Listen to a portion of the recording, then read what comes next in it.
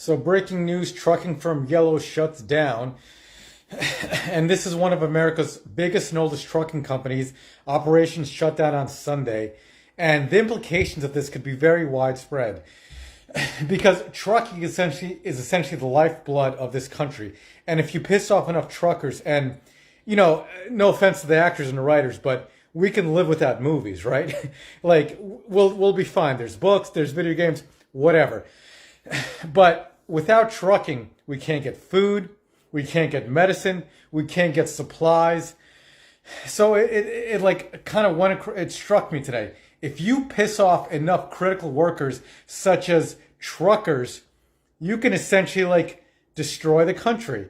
And why are they shutting down? Let's get into the article. I'm just bringing it up right now. It's a LinkedIn article. They cut 33,000 jobs. 22,000 were members of the International Brotherhood of Teamsters Union, and it's selling its logistics business.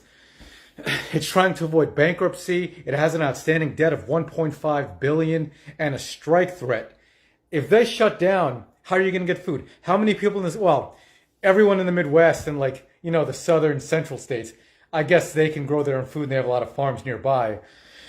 But the well-to-do cities like Portland, Seattle, New York City, San Francisco, what the fuck are you going to do when suddenly your Whole Foods has no food?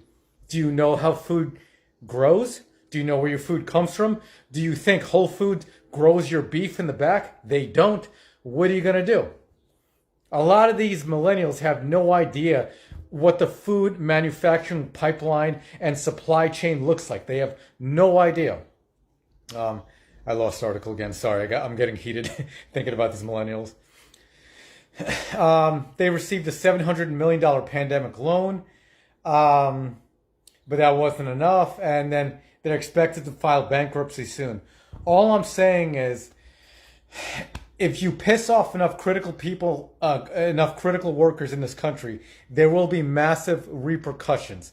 There's a lot of strikes happening now, and a lot of them are going to start affecting us, I think, much sooner rather than later. Just